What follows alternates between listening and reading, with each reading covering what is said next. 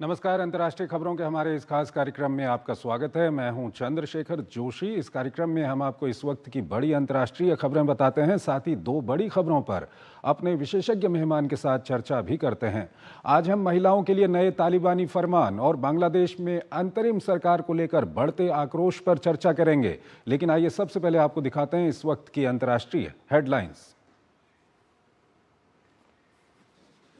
America ने Ukraine के लिए $2.5 बिलियन की अतिरिक्त सुरक्षा सहायता की घोषणा की। राष्ट्रपति ज़ेलेंस्की ने जताया आभार, कहा सहायता पैकेज से यूक्रेनी सेना को मिलेगी मजबूती।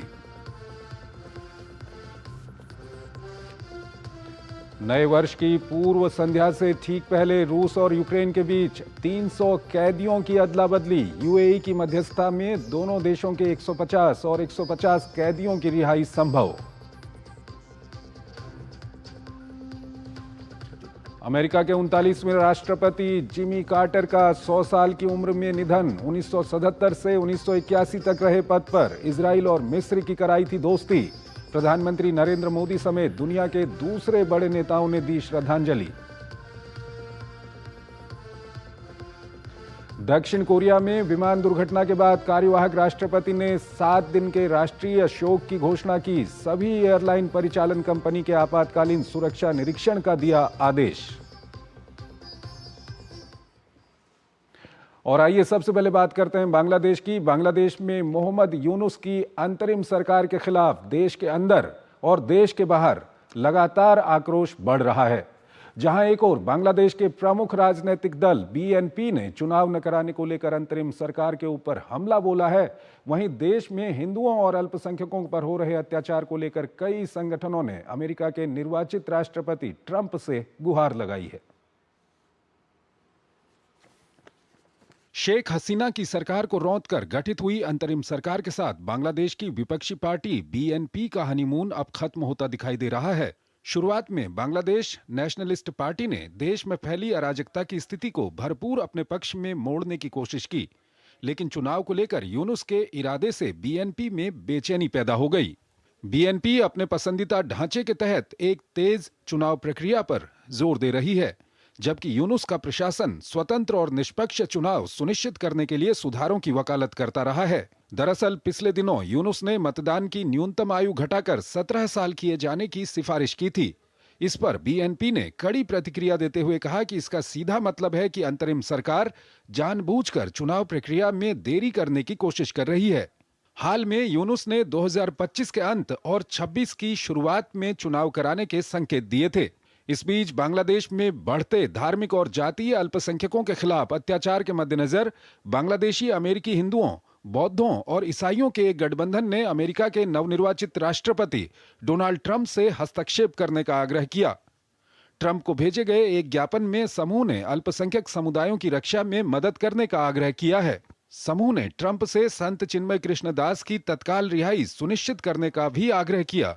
कृष्णदास के बारे में इनका कहना है कि उन्हें देशद्रोह के आरोप में गलत तरीके से गिरफ्तार किया गया है। समूह ने कहा कि बांग्लादेश के कट्टरपंथ की ओर बढ़ने का खतरा है, जिसका न केवल दक्षिण एशिया बल्कि पूरे विश्व पर दूरगामी प्रभाव हो सकता है। चिन्मय को 25 नवंबर को देशद्रोह के आरोप में ढाका हवाई अड्डे से गिरफ्तार किया गया था। इस बीच बांग्लादेश के हिंदू संगठनों से जुड़े प्रतिनिधियों ने दिल्ली में प्रेस वार्ता कर अपने साथ होने वाले अत्याचार की ओर दुनिया का ध्यान खींचा। उन्होंने मामले में संयुक्त राष्ट्र से हस्तक्षेप करने की मांग की और अल्पसंख्यकों की सुरक्षा सुनिश्चित करने का अनुरोध किया। उधर बांग्लादेश के एक अखबार द बिजनेस स्टैंडर्ड ने पाकिस्तानी सेना के बांग्लादेश पहुंचने के दावे को खारिज कर दिया है। आईएसपीआर के हवाले से अखबार ने कहा है कि पाकिस्तानी सेना के किसी प्रशिक्षण दल के ट्रेनिंग के लिए बांग्लादेश आने की खबर बिल्कुल निराधार है। आलोक बंसल हमारे साथ जुड़ रहे हैं, विदेशी मामलों के जानकार हैं, उनसे हम बातचीत करेंगे। आलोक जी, बहुत बहुत स्वागत है आपका हमारे इस कार्यक्रम में। पहला सवाल जो आपके सामने मैं रखने जा रहा हूं वो सवाल यही है कि आवामी लीग की बात अलग थी, लेकिन अब बीएनपी भी जो अंतरिम सरकार है उसका विरोध करने लगी है, कह रही है कि आप जल्दी चुनाव क्यों नहीं करवा रहे।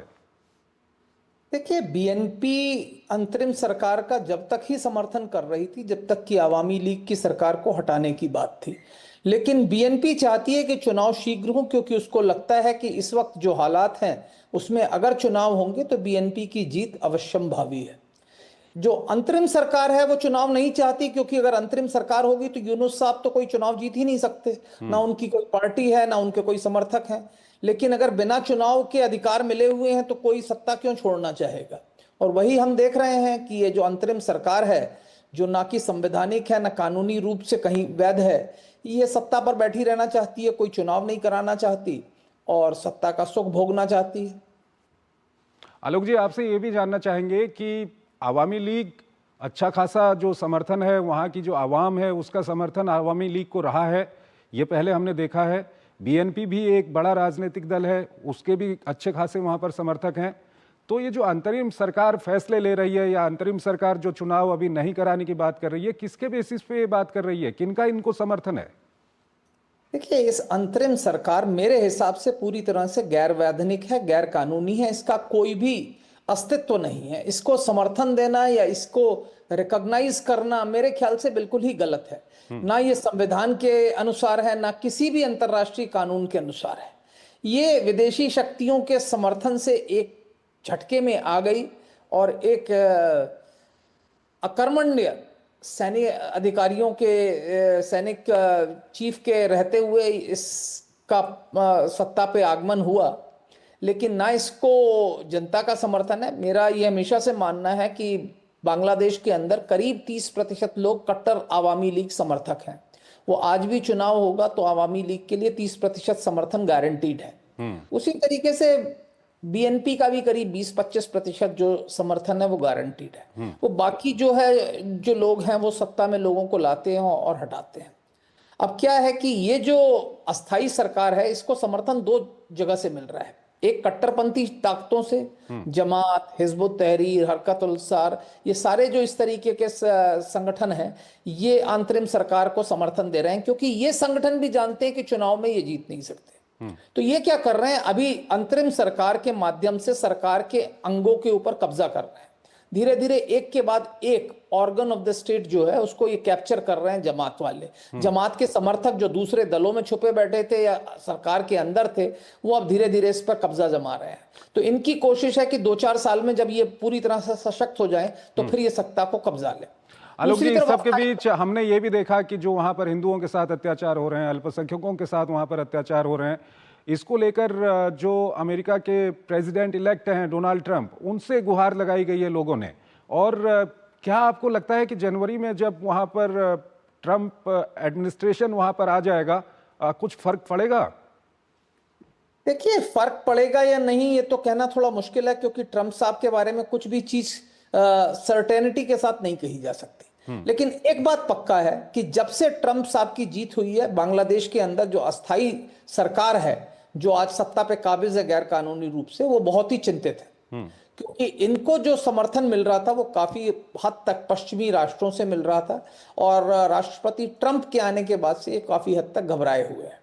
और जहां तक सवाल अल्पसंख्यकों पर जिस तरीके के अत्याचार हो रहे हैं, ऐसा ट्रंप साहब ने वक्तव्य दिए हैं समय समय पर, और उसका मेरे ख्याल से कुछ असर होगा और कुछ चिंता इन लोगों को है। कितना असर होगा ये आने वाले समय में पता चलेगा। लेकिन मुझे लगता है कि आवामी लीग के जो समर्थक हैं, मैं ये नहीं कह रहा कि सिर्फ अल्पसंख्यक, आवामी लीग के पूरे समर्थक जो हैं वो इस समय पश्चिमी देशों में एक्टिव हैं, और वो इस अस्थाई सरकार के खिलाफ कुछ करने की कोशिश कर रहे हैं। अभी यूनुस साहब को कहीं जाना था यूरोप में, किसी डेवोस में या कहीं, तो वो चिंतित हैं कि कहीं वहां पे आवामी लीग समर्थक प्रदर्शन करेंगे तो ये क्या करेंगे। तो ये चिंताएं इनको हैं, क्योंकि विदेशों में लोगों ने देखा है, विशेषकर जो आवामी लीग समर्थक हैं, उन्होंने देखा है कि बांग्लादेश ने शेख हसीना के शासनकाल में किस तरीके से प्रगति की, और जिस तरीके से बांग्लादेश ने अनप्रेसिडेंटेड जो डेवलपमेंट हुआ है वहां पे, तो उससे वो लोग खुश हैं। सबको दिख रहा है क्या हुआ है बांग्लादेश में, कितना ट्रांसफॉर्मेशन आया, कितना बदलाव आया है शेख हसीना के शासनकाल में। और उसके कारण जो है ये अस्थाई सरकार जो है काफी हद तक चिंतित है। आलोक जी, एक और खबर आई थी, खबर ये आई थी कि जो पाकिस्तान की सेना है वो ट्रेनिंग देगी बांग्लादेश की सेना को, लेकिन बांग्लादेश की सेना ने ये कह दिया कि हम सक्षम हैं काफ़ी, हमको किसी पाकिस्तानी सेना की ट्रेनिंग की ज़रूरत नहीं है। इसको आप किस तरह से एक्सप्लेन करना चाहेंगे? क्या अंतरिम सरकार और जो सैन्य प्रतिष्ठान है उसके बीच में भी कोई तनातनी है वहाँ पर? देखिए, क्या है कि इस सरकार के आने के बाद से पाकिस्तान बहुत सक्रिय हो गया है बांग्लादेश में। और पश्चिमी देशों के बाद अगर किसी राष्ट्र का सबसे ज्यादा फायदा हुआ है तो पाकिस्तान। तो वो पाकिस्तान के जो अधिकारी हैं, पाकिस्तान, क्योंकि जमात जो शासन के अंगों पर कब्जा करती चली जा रही है, जमात कभी भी हमेशा से पाकिस्तान समर्थक रही है। वो बांग्लादेश को चाहती नहीं थी, वो बांग्लादेश का तो उन्होंने स्थापना का भी विरोध किया था। तो जमात के जो समर्थक लोग हैं, जो शासन के अंग में हैं, वो पाकिस्तान से काफी मिल रहे हैं। आप देख रहे हैं कि यूनुस साहब भी शहबाज शरीफ से मिलते हैं, अन्य लोग भी इधर उधर मिल रहे हैं। तो क्या है कि कोशिश की गई कि पाकिस्तान, लेकिन उनको यह भी पता चला कि इसका जो है विरोध हो रहा है देश के अंदर, क्योंकि आज भी एक बड़ी संख्या में बांग्लादेशी हैं जो नहीं चाहेंगे कि किसी भी तरीके का पाकिस्तान के साथ सहयोग हो। तो उनका समर्थन प्राप्त करने के लिए इसको तुरंत वापस कर दिया गया है। जो पहले वक्तव्य आया था कि इनको 4 जगह पे प्रशिक्षण दिया जाएगा, अब उनका वक्तव्य आया कि नहीं, हम अपने आप में सक्षम है, हमें पाकिस्तानी सेना की कोई जरूरत नहीं है। और इसमें कोई शक की बात नहीं है। मेरा ये मानना है कि पाकिस्तान की सेना बांग्लादेश की सेना को कुछ सिखा नहीं आलोक जी, सकती। एक अंतिम सवाल है, संक्षेप में बताइएगा। जो लोग गुहार लगा रहे हैं, जो लोग प्रेस कॉन्फ्रेंस कर रहे हैं, वहां पर जो अल्पसंख्यकों के साथ अत्याचार हो रहे हैं, उनका ये कहना है कि संयुक्त राष्ट्र इस पे कुछ करे। और संयुक्त राष्ट्र की किस तरह की स्थिति है, क्या है, उस पर अभी हम बहस नहीं करना चाहते। आपको लगता है कि संयुक्त राष्ट्र कोई कदम उठा सकता है इसको लेकर के, या उठाने चाहिए? क्या कुछ कहेंगे आप? देखिए, सबसे पहला कदम तो ये उठाना चाहिए कि इस सरकार को रिकॉग्नाइज ही नहीं करना चाहिए। अगर संयुक्त राष्ट्र या वैश्विक जनमत जो है शेख हसीना को ही आज बांग्लादेश की प्रधानमंत्री माने, चूंकि उन्होंने कोई इस्तीफा त्याग पत्र नहीं दिया है, तो सवाल ही खत्म हो जाता है। अगर शेख हसीना बांग्लादेश की प्रधानमंत्री हैं तो समस्या का काफी हद तक अंत हो सकता है, क्योंकि सेना अभी भी पशोपश में है। तो अगर एक बार शेख हसीना अपने आप को एक डिक्लेयर कर दें कि मैं प्रधानमंत्री हूं और सेना को मेरे आदेश को मानना चाहिए, तो मेरे ख्याल से इस शासन को गिरने में ज्यादा समय नहीं लगेगा। ठीक है आलोक जी, आप हमारे साथ बने रहिए। एक और विषय है जिस पर हम आपसे बातचीत करेंगे। फिलहाल यहाँ पर हमको एक छोटा सा ब्रेक लेना है।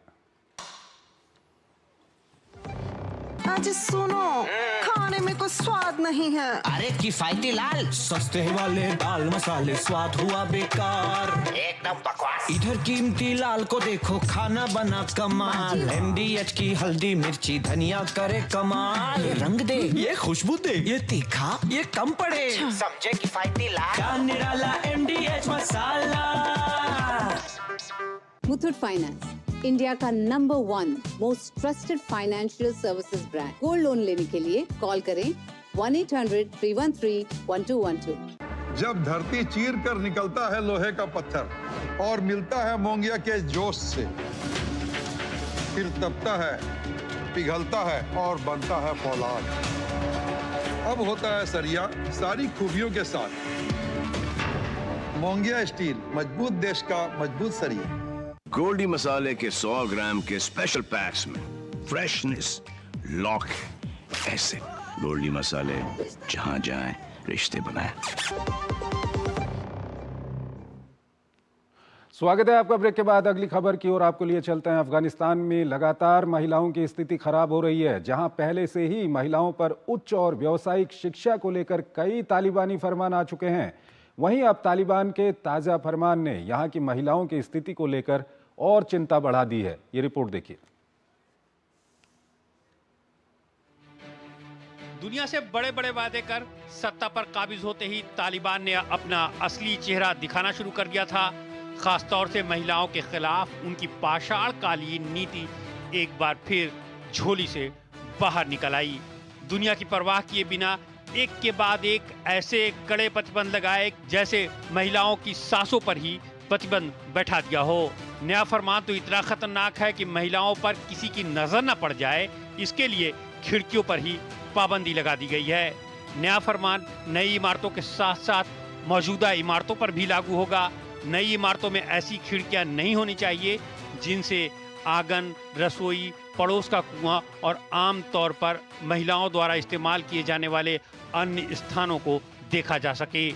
आदेश के पीछे तालिबान का अपना तर्क है। तालिबानी प्रशासन के प्रवक्ता ने सोशल मीडिया प्लेटफॉर्म एक्स पर फरमान को पोस्ट करते हुए लिखा कि रसोई, आंगन या कुएं से पानी भरते हुए महिलाओं को देखना अश्लील हरकतों को बढ़ावा दे सकता है। नगर पालिका अधिकारियों और अन्य संबंधित विभागों को निर्माण स्थलों की निगरानी करनी होगी ताकि ये सुनिश्चित हो सके कि पड़ोसियों के घरों में देखना संभव न हो। तालिबानी आदेश में इमारत के मालिक के लिए भी एक चेतावनी है कि अगर उनकी खिड़की से पड़ोसी की रसोई, दूसरी ऐसी जगह जहां से महिलाएं दिखती हों, तो उन्हें दीवार, बाड़ या स्क्रीन लगाकर उसे बंद करने का कोई तरीका निकालना होगा। दरअसल अगस्त 2021 में तालिबान अफगानिस्तान की हुकूमत में वापसी के बाद से लगातार महिलाओं के खिलाफ तुगलकी फरमान जारी कर रहा है। इससे पहले इसी महीने तालिबान ने अफगानिस्तान में महिलाओं की नर्सिंग की ट्रेनिंग पर बैन लगा दिया था। वहीं इसी साल अगस्त में अफगान महिलाओं के सार्वजनिक रूप से बोलने और चेहरा दिखाने पर रोक लगा दी गई। इसके साथ ही कहा गया कि महिलाएं बहुत जरूरी होने पर ही घर से बाहर निकलें। इसके अलावा तालिबान ने महिलाओं के खेलों में भाग लेने पर भी प्रतिबंध लगा दिया है। संयुक्त राष्ट्र ने महिलाओं के प्रति तालिबान की नीति की लैंगिक भेदभाव बताया है। लेकिन तालिबान को न तो संयुक्त राष्ट्र की परवाह है और न ही वैश्विक समुदाय की। वो महिलाओं पर शरिया के नाम पर ऐसे कहर बरपा रहा है कि जिससे उनका वजूद ही खतरे में पड़ गया है।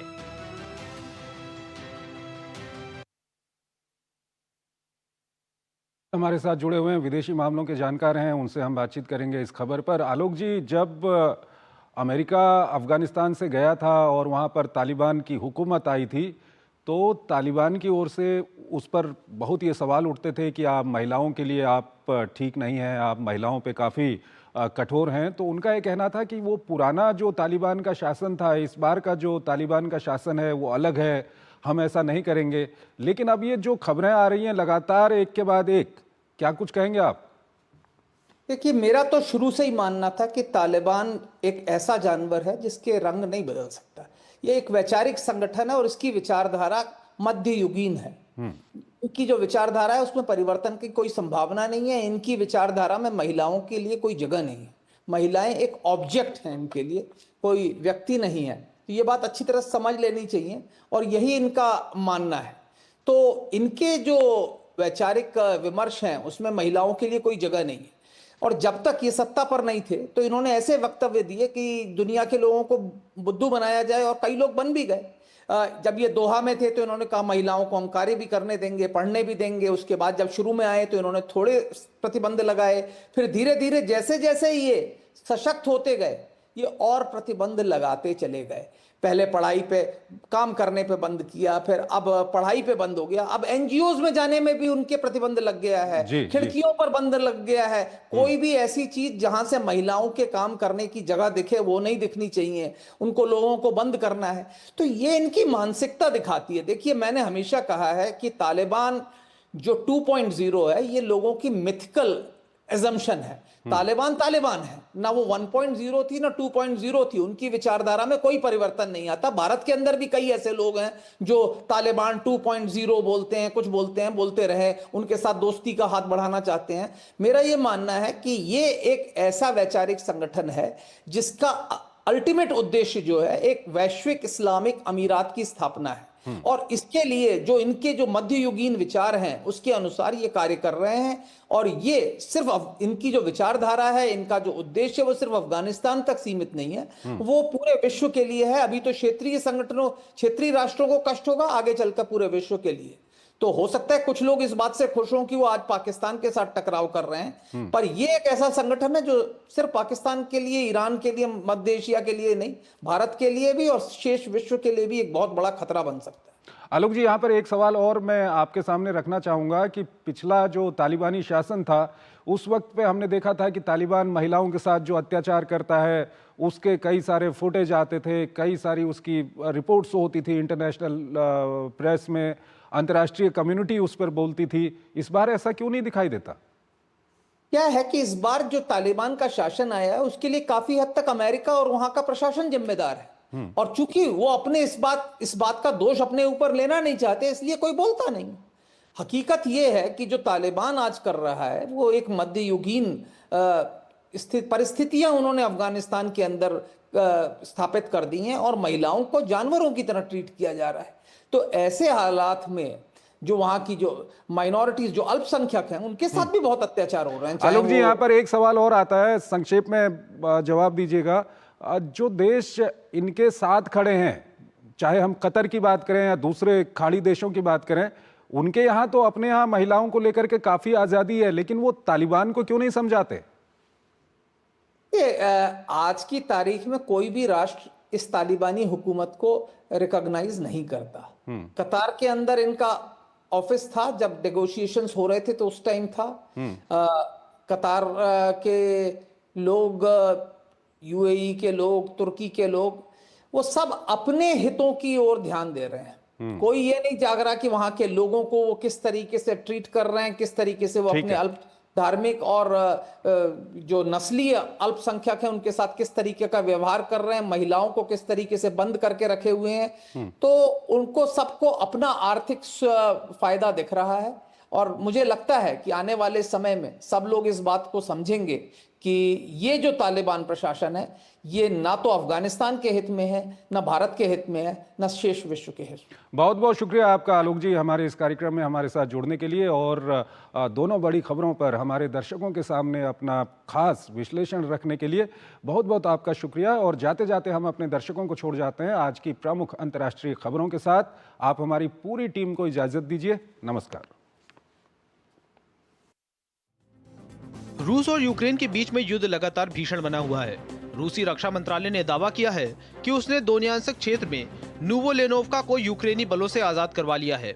इस बीच अमेरिकी राष्ट्रपति जो बाइडेन ने सोमवार को यूक्रेन के लिए $2.5 बिलियन की अतिरिक्त सुरक्षा सहायता की घोषणा की है। अमेरिका के 29वें राष्ट्रपति जिमी कार्टर का 100 साल की उम्र में निधन हो गया। उन्होंने जॉर्जिया के प्लेन्स स्थित अपने घर में आखिरी सांस ली। कार्टर ने साल 1977 से लेकर 1981 तक अमेरिका के राष्ट्रपति के तौर पर काम किया। इसके अलावा वे साल 1971 से लेकर 1975 तक जॉर्जिया के गवर्नर भी रह चुके हैं। साउथ कोरिया में हुए विमान दुर्घटना के बाद कार्यवाहक राष्ट्रपति चोई सांग मोक ने सोमवार को देश में 7 दिन के राष्ट्रीय शोक की घोषणा की है। वहीं कार्यवाहक राष्ट्रपति ने देश के संपूर्ण एयरलाइन परिचालन के आपातकालीन सुरक्षा निरीक्षण का आदेश दिया है। दरअसल बैंकॉक से आ रहा जेजू एयर का बोइंग 737-800 विमान मुआन एयरपोर्ट पर लैंड करते हुए क्रैश कर गया था, जिसमें 169 लोगों की मौत हो गई थी। सीरिया के नए विदेश मंत्री असद हसन अल सिवानी ने यूक्रेनी समकक्ष के साथ हुई बैठक के बाद कहा कि सीरिया को यूक्रेन के साथ रणनीतिक साझेदारी की उम्मीद है। रूसी प्रभाव में कमी के बीच यूक्रेन भी दमिश्क में नए इस्लामी शासकों के साथ संबंध बनाने के लिए आगे बढ़ रहा है। दरअसल रूस अब्दस्त राष्ट्रपति बशर अल असद का कट्टर सहयोगी था। ऐसे में अब सीरिया और यूक्रेन के बीच नए समीकरण बन रहे हैं। गाजा में हमास आतंकियों के खिलाफ इजरायल का सैन्य अभियान जारी है। इस बीच गाजा स्वास्थ्य मंत्रालय ने कहा कि हाइपोथर्मिया के कारण फिलिस्तीनी मौतों की संख्या बढ़कर 7 हो गई है। वह इजरायल की ऊर्जा मंत्री एली कोहेन ने यमनी हौती नेता अब्दुल मलिक अल हौती की हत्या याह्या सिनवार और हसन नसरुल्लाह की तरह करने की धमकी दी है। दक्षिण कोरियाई जांचकर्ताओं ने देश में अल्पकालिक मार्शल लॉ लगाए जाने पर निलंबित राष्ट्रपति यू सुक योल के लिए गिरफ्तारी वारंट की मांग की है। यह पहली बार है जब किसी निवर्तमान राष्ट्रपति को इस तरह की कार्रवाई का सामना करना पड़ रहा है। यून ने अभी तक पुलिस और भ्रष्टाचार जांच कार्यालय द्वारा पूछताछ के लिए बुलाने के समन का भी जवाब नहीं दिया है। इथोपिया के दक्षिणी सिदामा क्षेत्र में यात्रियों से भरे एक ट्रक के नदी में गिर जाने से 71 लोगों की मौत हो गई। स्थानीय प्रशासन के अनुसार घायल लोगों का इलाज बोना अस्पताल में जारी है। क्षेत्रीय संचार ब्यूरो ने बताया कि यह दुर्घटना तब घटित हुई जब एक पुराना ट्रक एक पुल से नीचे गिर गया था। ट्रक में सवार लोग एक शादी समारोह में शामिल होने के लिए जा रहे थे।